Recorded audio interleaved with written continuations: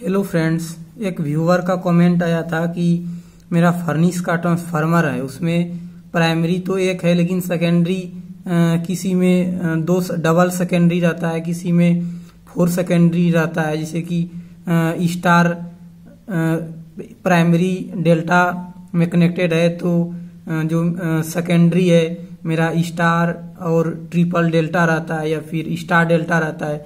जैसे कि ये मेरा स्टार में है, ये मेरा डेल्टा में है, तो उसमें हम प्राइमरी का करंट या फिर सेकेंडरी का करंट कैसे निकालेंगे, तो इसके लिए हम देखते हैं। जैसे कि ये फर्निश ट्रांसफार्मर है जिसमें कि डबल सेकेंडरी है, एक स्टार पहला और दूसरा डेल्टा है।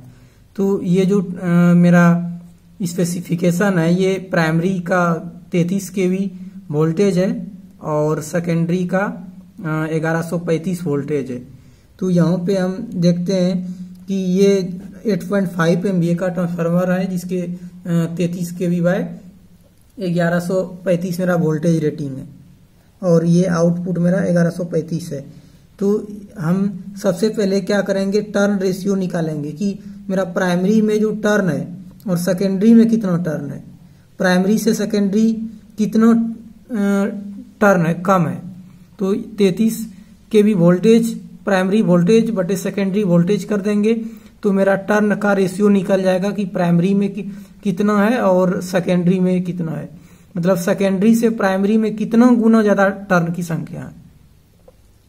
तो हम अभी प्राइमरी करंट, इसमें जो करंट फ्लो हो रहा होगा जब 8.5 MVA फुल लोड पे होगा तो उस कंडीशन में प्राइमरी का करंट कितना होगा।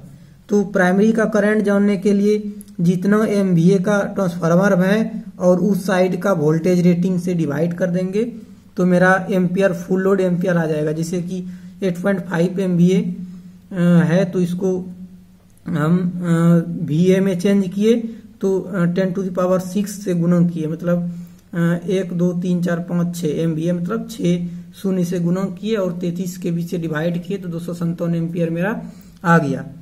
और हम सेकेंडरी का बात करें तो सेकेंडरी करंट निकालने के लिए वही 8.5 MVA बटे जितना सेकेंडरी का वोल्टेज रेटिंग है तो मेरा 7488 एम्पियर लगभग आ गया। चूंकि मेरा सेकेंडरी जो वाइंडिंग है ये डबल वाइंडिंग है इसलिए एम्पियर दोनों हाफ हाफ हो जाएगा, वोल्टेज दोनों का सेम है तो आधा वोल्टेज हो जाएगा। तो 3744 एम्पियर के अप्रॉक्स जो है दोनों का करंट रहेगा। यदि यहाँ पे 4 सेकेंडरी रहता तो 4 से डिवाइड कर देते, जितना आता वो प्रत्येक का करंट निकल जाता। अब हम देखते हैं कि टर्न के रेशियो से हम सेकेंडरी का एम्पियर या प्राइमरी का एम्पियर कैसे निकाल सकते हैं। सबसे पहले जैसे कि हम जानते हैं कि T1 प्राइमरी का टर्न की संख्या है, T2 सेकेंडरी का टर्न संख्या है और ये I1 प्राइमरी का करंट है, I2 सेकेंडरी का करंट है। तो इसका फॉर्मूला देखें तो T1 बटे T2 होता है, मतलब प्राइमरी का वोल्टेज बटे सेकेंडरी का voltage is equal to secondary का करंट बटे प्राइमरी का, मतलब ये उल्टा होता है। तो यहाँ पे हम T1 T2 को यदि हम टर्न की संख्या से रिप्लेस कर दें तो T1 T2 को 30/1 से रिप्लेस कर दें तो हम I2 इज इक्वल टू, हम इसके साथ क्रॉस मल्टीप्लिकेशन करेंगे तो I2 निकालने के लिए, सेकेंडरी का करंट निकालने के लिए प्राइमरी का करंट गुना टर्न रेशियो, तो टर्न रेशियो से गुना कर दिए तो मेरा जो है 7453 एम्पियर आया सेकेंडरी का, जो कि अप्रॉक्स सेम है। और एक्यूरेट इसलिए नहीं आया क्योंकि हम टर्न की संख्या यहाँ पे 29.07 है, जबकि हम यहाँ पे ओनली 29 लिए हैं इसलिए थोड़ा सा एम्पियर कम आया। और इसमें इस तरह से हम निकाल सकते हैं टर्न की संख्या।